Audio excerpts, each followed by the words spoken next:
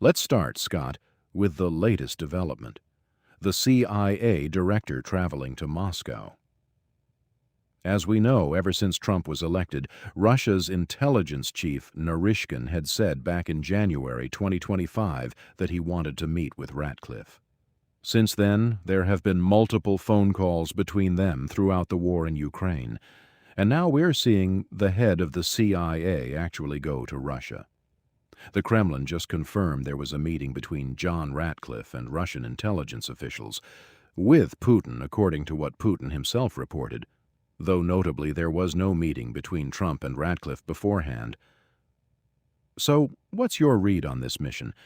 What do you think the main objective was, and what key issues do you think came up in these talks? Well, a while back I had I blacked out. I didn't lose consciousness, but I blacked out, and people thought it was a stroke. So I had to go to the hospital, and I was subjected to every test in the world. Boom. Now the good news was it came back and they said you're in perfect health. Really good health. I'm surprised. But then the better news was they said, oh, what happened to you is an ocular migraine. But the reason why I'm bringing this up is that the ophthalmologist who said this, he said, I can only have made this diagnosis by eliminating everything else. So now you've asked me, what is Ratcliffe doing in Moscow? And remember, this is sort of an extraordinary event. A C-17 taking off from Riga, Latvia, and flying through, really disputed airspace or, restricted airspace and landing in Vnukovo without any advance notice. So it's sort of like an extraordinary event.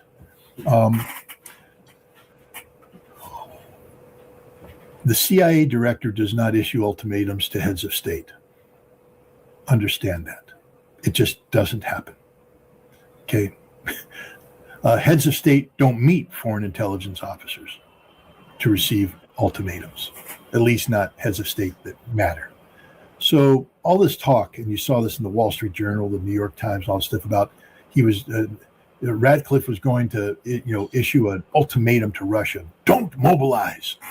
Don't, invade Ukraine more. Don't attack NATO. No, that wouldn't happen.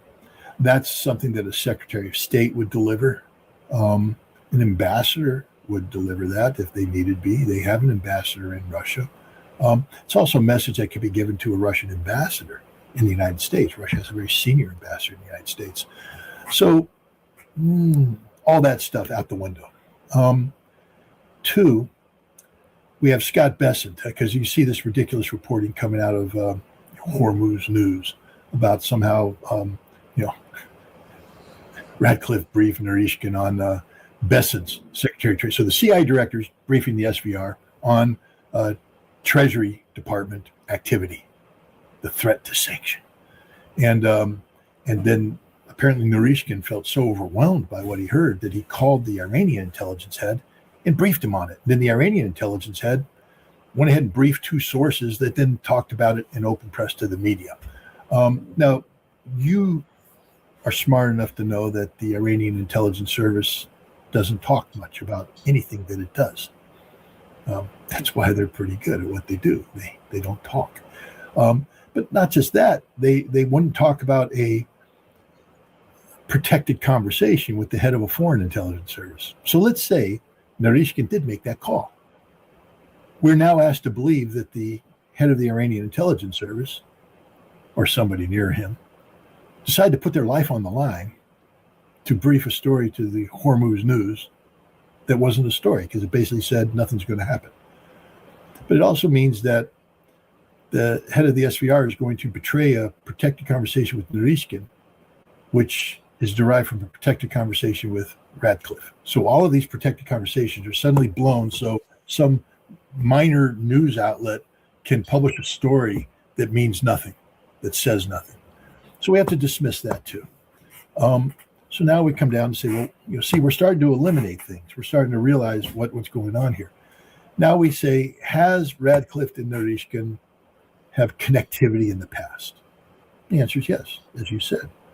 We know that Burns and Narishkin met on a regular basis. Burns actually flew to Moscow in 2021. And then Narishkin and Burns met in, I think, Istanbul on the sidelines there, and there are other potential me, but they talked. And Narishkin said that he'd be interested in continuing this relationship with the director of the CIA, that he felt that these back channel communications were effective ways of, keeping the lines of communication open in a times of crisis.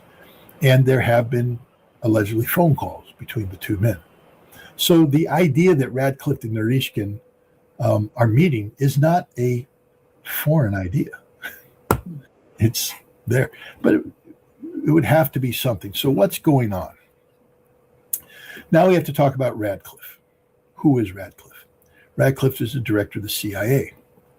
Radcliffe is a man who runs an agency whose mission has been,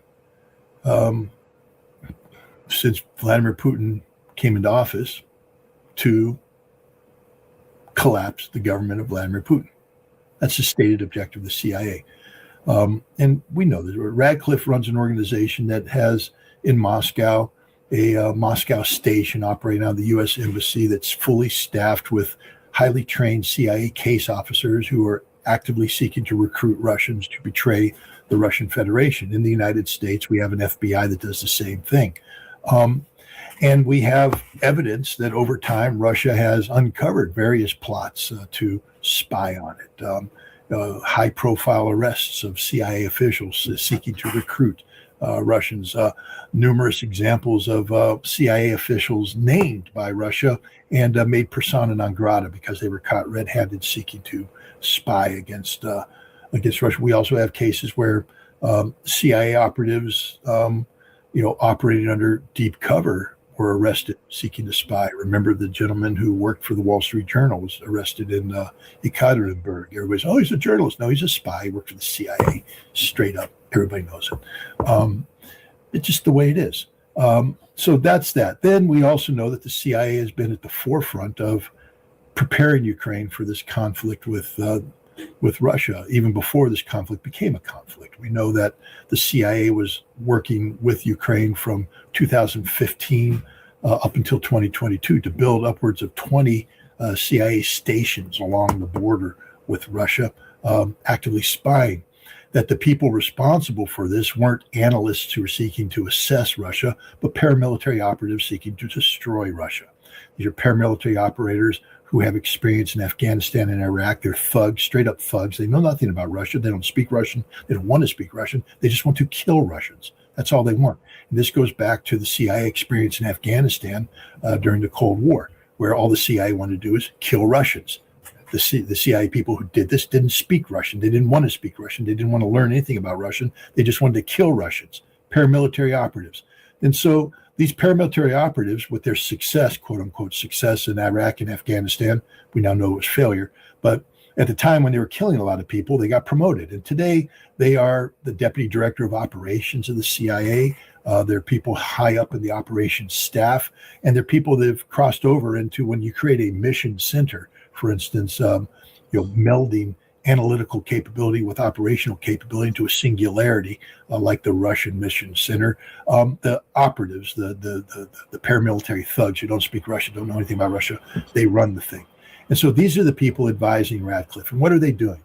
They're working with Ukraine to launch deep strikes into Russia to kill Russians. Their job is to maximize the death rate of Russian soldiers and to punish the Russian civilians. We know because the CIA has admitted working with the Ukrainians on drone strikes into Russia's energy sector. We also know that the CIA was involved in the effort to send 98 drones to Valdai residents when Vladimir Putin was on the phone with Donald Trump in December of 2025. The CIA is in the business of killing Russians. That's it. That's all they exist to do. And so now the man who heads the organization, who openly brags about wanting to kill Russians more effectively, and they've recently talked about it as well, is now in Russia. Why? Is he telling Narishkin, we want to kill more Russians? I don't think so.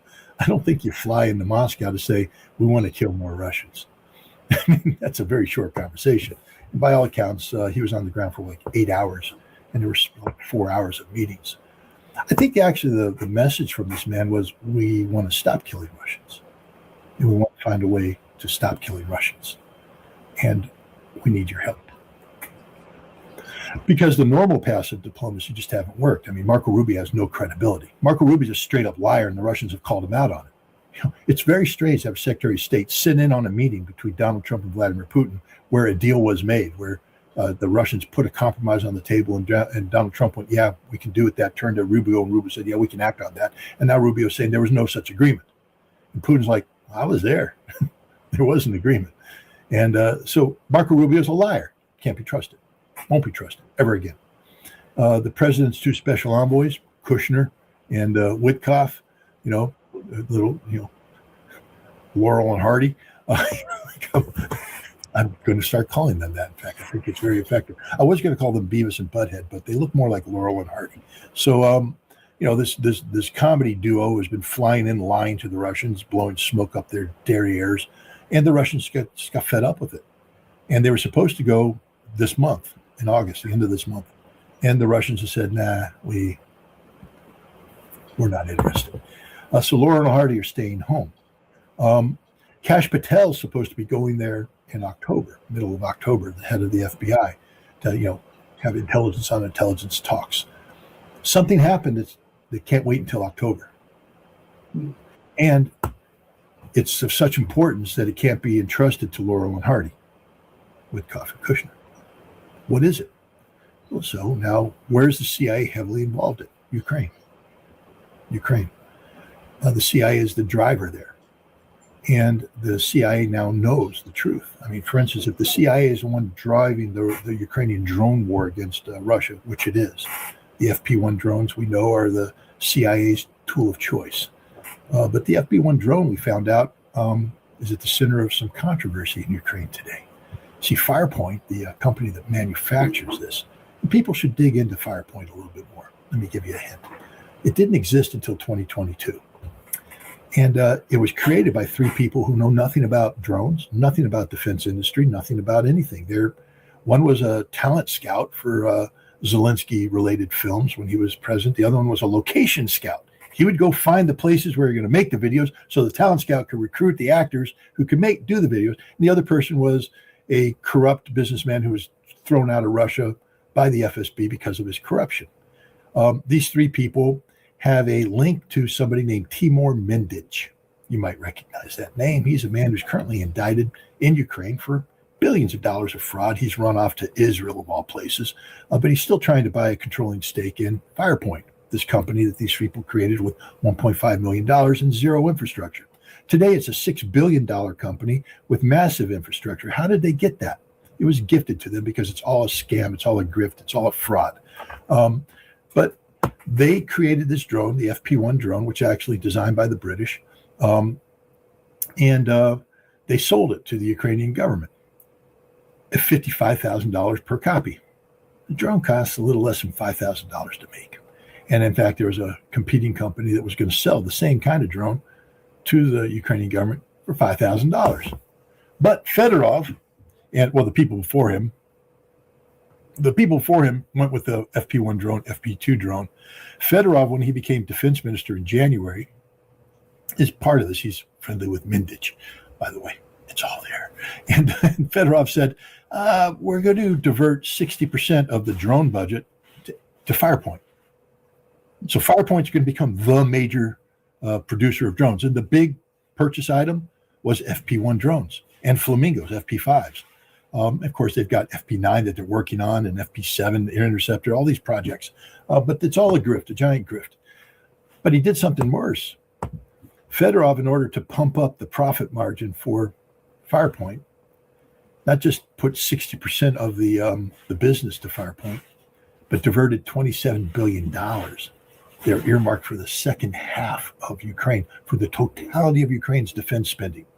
People ask, why did Syrskyi get upset with Fedorov? Remember back in July when Fedorov was relieved and Syrskyi was saying, my God, this is horrible. And then Syrskyi was fired. Well, Syrskyi was upset because he knew the truth, that all the money that he needed to defend Ukraine, all of the money he needed to defend Ukraine had been diverted by Fedorov to Firepoint to produce drones in a drone campaign that wasn't working. 1,400 drones flown into Russia over a course of 3 days, 8 hit their targets. Guys, do the math. 1,400 times 55,000 gives you a big number to get 8 things that go pop and have no strategic value. And now Ukraine's bankrupt. They have no money, none. They're begging the Europeans to emergency release 30 billion euro to make up for this gap. On the battlefield, the Ukrainian army is being eviscerated, slaughtered. They have no chance. Their drone operators are being murdered every day. I used to say being killed, but it's murdered now because of the level of Russian dominance of the information space overhead. I don't feel sorry for these drone operators, but they're being murdered. Oh, but now we come to the kicker. They've run out of male drone operators. They run out of men. And they're going to start mobilizing women to die in this war. The last 6 months, the first half of 2026, there were like 74,000 live births in Russia. And there were like 280,000 deaths. It's a 4-to-1 ratio. Normally you need more people to be born than die to keep the population level where it needs to be. Here, Ukraine is losing 4 times, and this is what's admitted. We know for a fact that there are hundreds of thousands of deaths on the battlefield that Ukraine's not admitting, the so-called missing in action.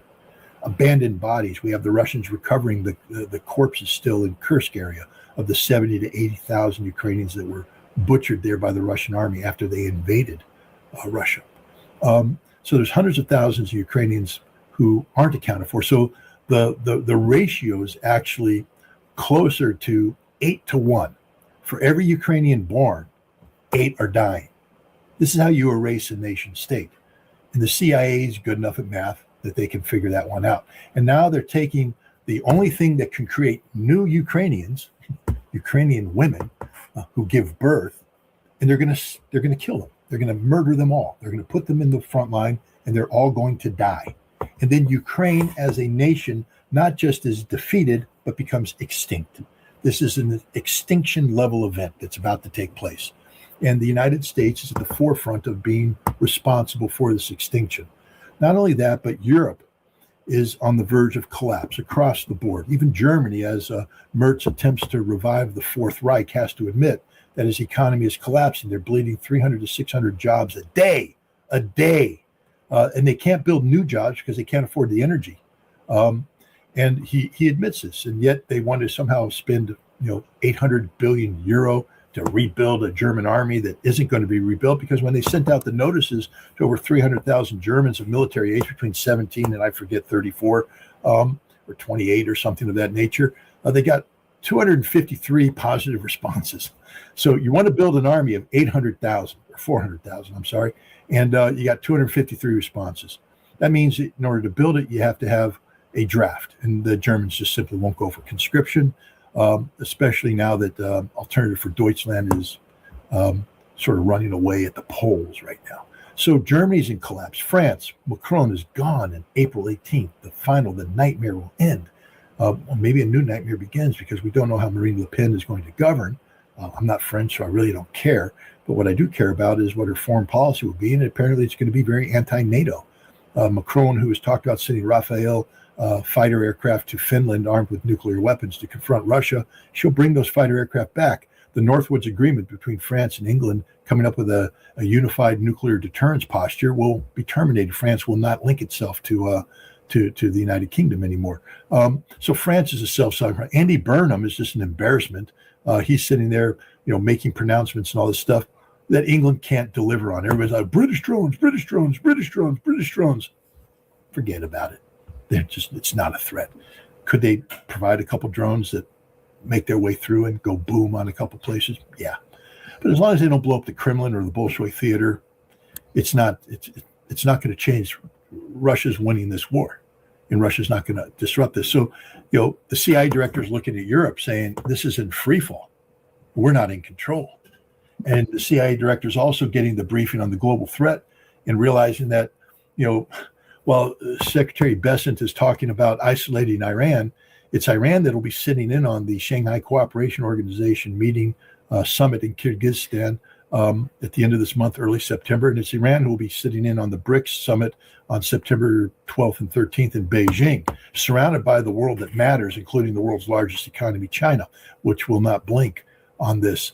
And so all of this stuff comes in, and the CIA director who's responsible for coming up with a global threat assessment, I believe, has briefed this to the president. The president can't send Laurel and Hardy because Russia won't receive them. Kash Patel isn't going till October, and a message needs to be sent now of sufficient gravity that normal ambassadorial exchanges won't matter. This is a sensitive topic that needs to be discussed between two heads of intelligence services. And so I believe that Radcliffe went to have a conversation with Narishkin about how to bring this war to an end. It wasn't an ultimatum. Russia's not in the position to receive ultimatums. They won't receive ultimatums. It wasn't groveling on the feet. The United States isn't defeated by Russia yet, and so we're not going to grovel. It was a conversation of a very sensitive nature on how Russia and the United States can find a way out of the path they're currently on. Scott, a couple of days ago, General Keith Kellogg gave an interview to Ukrainian media, saying that if Ukraine keeps fighting the way it has, things will eventually turn out better for them. He genuinely believes Ukraine is winning.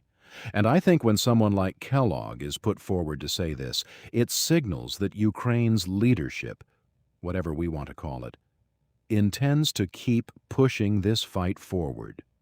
Now, on the European side, you've talked about how dire the economic situation there is, and for a while there was some hope, with figures like Orban and developments in Slovakia, that maybe the mindset in Europe would start to shift.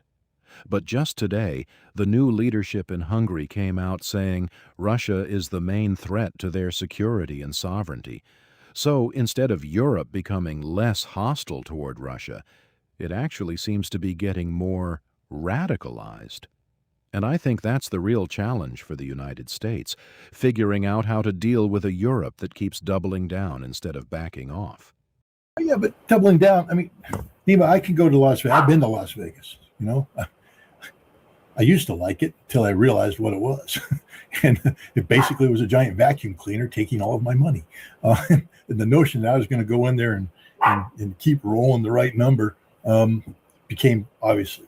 And, you have children, you have higher priorities, and you realize I'd rather spend my money on my family than giving it so they can buy better chandeliers and rugs and carpets in Las Vegas. But, I know all about doubling down on stupid because I did that for a while. I wasn't addicted to gambling, but, I'd go there and, I'd say, okay, I'm allocating $500 for an evening at the craps table. But suddenly the 5 hours of rolling dice that I thought I was going to have are over an hour and a half because the dice didn't go my way.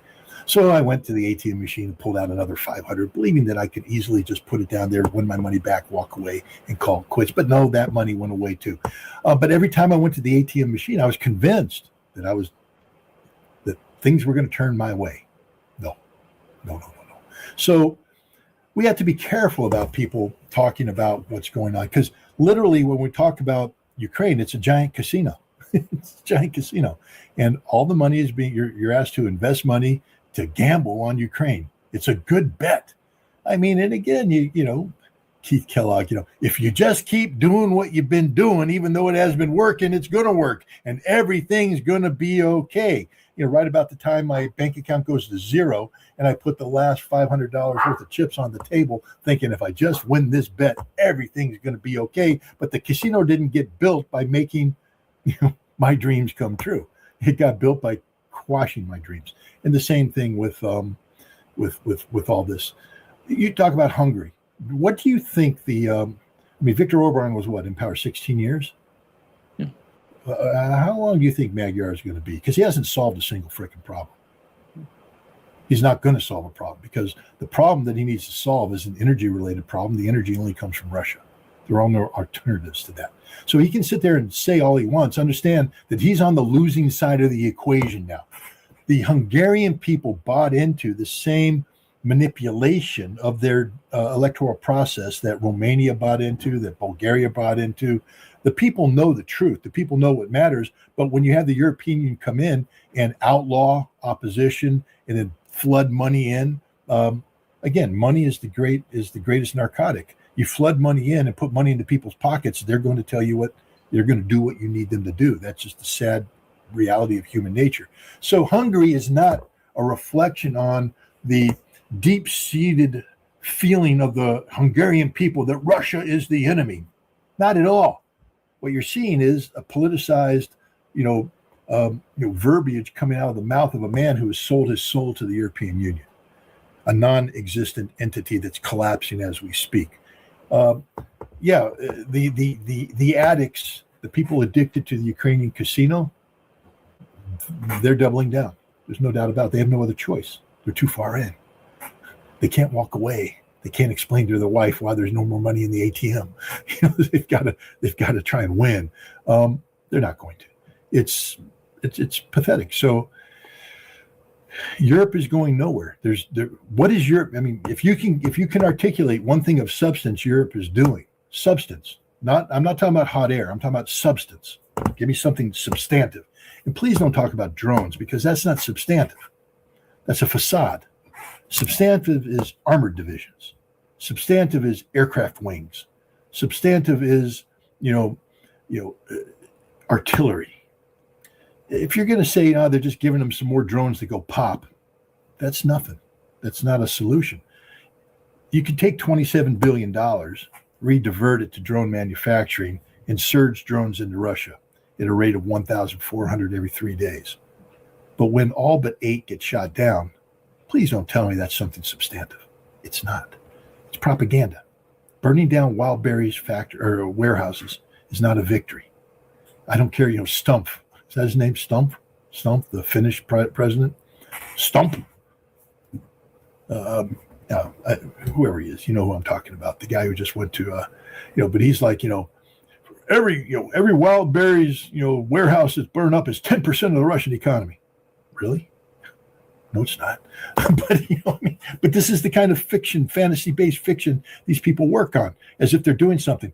And it causes the Russian population to lose support. I mean, right now, according to him, over 60% of the Russian population is against the war in the special military operation. 60%. Then why does Putin have 76% approval rating and it's going up? I don't know. See, the numbers don't add up. But the fact of the matter is, Europe is nothing. It's a big nothing burger. There's nothing of substance in Europe today.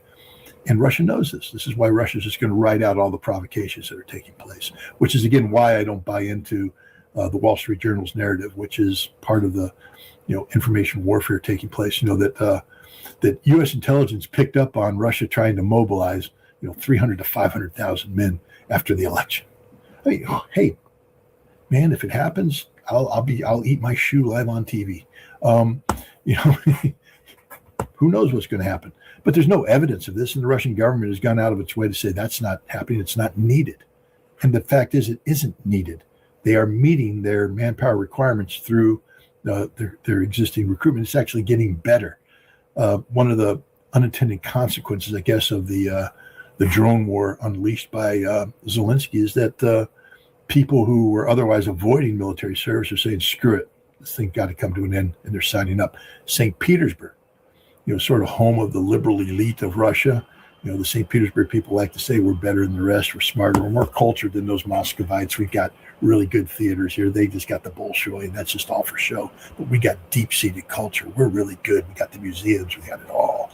And we're not going to go to war. Come on, we're the elite. The Russian men of St. Petersburg are signing up by the tens of thousands to go fight this war, to bring it to an end. So, Keith Kellogg could just pounce it. But remember, Keith Kellogg's also the guy that sat there and used his daughter as an example of, of combat capability for women to encourage the drafting of Ukrainian women. I don't wish harm on anybody, but what would Keith Kellogg think if his daughter got butchered on the front lines in a trench by a Russian artillery shell? Because he has to remember this daughter didn't see combat. He knows his daughter didn't see combat. He knows that his daughter was commanded an air delivery platoon that she that rigged things for delivery by parachute if needed. But she never engaged in a firefight. She was never put in harm's way. She operated out of an air base I don't know if she flew any missions. She probably did, because that's what leaders are supposed to do on occasion, just to prove that they can do it. But to call her a combat veteran is absurd in the extreme. She's not a combat veteran. She didn't see combat. She didn't fight. She didn't fire around in anger. And she was never put in a position other than inadvertently. I mean, I guess you could say that if she's in Bagram and mortars are hit, she could have been hit by a mortar. But she wasn't in a trench line. She didn't live that life. And Keith Kellogg is putting her up there as an example that my daughter did it, therefore the Ukrainian women can do it. No, Keith, they can't. This is what happens when we let again, we need to call it out. I've called out other names. I won't put you on the spot. You know what name I've called out. But let's call out Keith Kellogg. He is literally an agent of the Ukrainian government. He's been decorated by the Ukrainian government for his services, paid by the Ukrainian government for his services. His daughter makes millions of dollars. She's not an honorable person. We're not talking about somebody who's doing this because of dedication. She's not living in a hovel, shoveling all her money in to help. She makes millions of dollars a year by fronting for defense-related activities on behalf of Ukraine. She is literally, in every sense of the word, a foreign agent of the Ukrainian government. So is Keith Kellogg. People need to understand that. Keith Kellogg doesn't serve anybody but the Ukrainian government. He's not registered as a foreign agent. I wish the FBI would go knocking on his door, seize his accounts and the accounts of his daughter to find out what the hell is going on. But they know because they're part of it. It's the same thing with Israel. Our country has sold its soul to Israel. We've sold our soul to Ukraine. In the case of Ukraine, it's about the money, the money, the money. The level of corruption is unreal. But we have to stop pretending that with Keith Kellogg speaks that there's something of there's gravitas behind him. Keith Kellogg doesn't speak about, he uses the term democracy. He's not defending democracy. Remember, the government he's defending right now is building a pantheon of heroes on the most sacred soil of Eastern Orthodoxy. Okay, when I say pantheon of heroes, I mean for Stepan Bandera, Shushkevich, and others. That's not democracy. That's Nazi worshiping. Keith Kellogg is a Nazi worshiper. So is his daughter. And yet we continue to articulate as if they're somehow the noble American, fronting for the noble cause that is free and democratic Ukraine. Ukraine is a nation on the path of extinction. Scott, let's shift to the situation in West Asia. Ever since the revolution in Iran back in the 1980s, the United States has applied enormous economic pressure on the country. Iran has essentially always lived under heavy sanctions. Then, sometime around June 13th, 2025, something shifted in Washington's approach. They decided sanctions weren't enough and moved toward war instead, effectively giving Israel the green light to strike Iran. That attack happened, but the war didn't achieve what they hoped, so now they're falling back on the old playbook. This time under a new name, something like Operation Economic Outcast. So what's your take on what's happening in West Asia right now between Iran and the U.S., especially with the Strait of Hormuz and the question of keeping it open being the central concern? First of all, I think we need to have some clarification with your audience or anybody, because maybe your audience is sophisticated. My audience is like me. When you say West Asia, we're talking about the Middle East, but it's the more politically correct term. I think there's a feeling amongst the people who live in that region that when you say Middle East, you're imposing Western colonial type thinking on the region, that the region wants to identify by something that's more accurate. Because what is Middle East? In the middle of what? It implies that it's not at the center of anything. So West Asia is a geographical location. So that's why we're using the term West Asia. I think, at least for people who follow me, that's why we're using the term. It's not just politically correct, but it's a more accurate term, and it's respectful of the people who live in that region, as opposed to, bringing in old school colonial style thinking. The Middle East. I still use Middle East. I still think that way. I'm sorry, but I'll use West Asia. I'll do my best to conform. But American policy. What did Scott Bessent do when he stood up? I mean, we have to be honest about this, because it was a great show. It was an act of theater. That's all it was. What did he say? He said that we're going to have a D-Day type event. I mean, this is going to be D-Day, economic D-Day. D-Day is an invasion, to defeat and destroy an enemy. He invoked D-Day, but how many allies were standing with him when he spoke? Were the Europeans standing next to him? Were the Canadians? The Canadians aren't standing next to him. Right now, Canada doesn't like America very much. Neither does much of Europe. Were the Ukrainians standing with him? Were the Russians? No. Chinese? No. Indians? No. Nobody was standing with him. Why? Because he hasn't coordinated anything he said with any. He admitted it.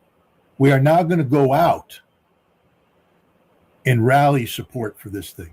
So he's announced an invasion. That's like Dwight Eisenhower standing up saying, I'm going to invade France. I'm going to come across the Normandy beach. And now I'm going to go talk to the British to see if they could, get us some divisions to go across their beach. And maybe the Free French could throw in some people and the Canadians. Come on, Canada. Could you imagine going to Canada today saying, yeah, we need a couple divisions of Canadian forces to come across the beach and get slaughtered. Could you do that for us? Sure thing, America. We're such good friends. He stood alone. And then what did he say? As you parse it out further, what actions have actually been triggered against Iran? Zero. Nothing's happened. Why not? We're giving them a warning. Oh, so D-Day is a warning. This is like Dwight D. Eisenhower warning the Germans. If you don't unconditionally surrender, I'm going to go across this beach with the armies that I don't have. Okay, so it's a warning. And what about the secondary sanctions? Because, he threatened, if you stand with Iran, we will remove the dollar from you. He said that. Remove the dollar from you. Remember Putin said it's not Russia that pushed away the U.S. dollar. It's the U.S. dollar that pushed away Russia, which led to the situation where in September 12th and 13th in China, there's going to be the BRICS conference. And they're going to talk about de-dollarization because of the stupidity of Scott Bessent. But the other thing is they said, well, what secondary sanctions are you going to put on? He said, none. It would collapse the global economy. So he threatened an invasion that isn't taking place, isn't going to take place, and can't take place, because if it does take place and he acts out on what he said, the global economy collapses. So what's going on here? It's theater. Again, let me just make the following point. Because calendars matter. They really do. At the end of this month, that's like Monday, and the beginning of next month, Tuesday, I think the Shanghai Cooperation Organization is having a meeting in Kyrgyzstan, a summit. And all the big dogs are going to be there, talking serious stuff, like economy. Iran's going to be there. Iran's going to be there. And that means that nobody cares about the threats made by Scott Bessent. On September 12th and 13th, the BRICS summit is being held in Beijing. I wanted to go there, but something else came up, so I can't. Iran's going to be there. They're not isolated, are they? But those aren't the dates that are important. The dates that are important is the 24th of September, when Xi Jinping arrives in his state visit in Washington, D.C., something Donald Trump desperately wants. Remember that in the world today, there's one king, and his name is Xi Jinping. The United States is the Prince of America. We're not a king anymore. We could have been a king, except the king went to China back in, April was it? And he was put in his place by the king. Trump was put in his place by Xi Jinping. Trump got nothing out of that relationship. Nothing. Crawled away. And so you want to believe, if Scott Bessent's world was based in reality, that Xi Jinping would come to the United States at a time when the United States is threatening China with economic devastation in the form of secondary sanctions if you dare do business with Iran. And China is going to meet in Kyrgyzstan and Beijing with Iran. And now suddenly, after the BRICS summit, which is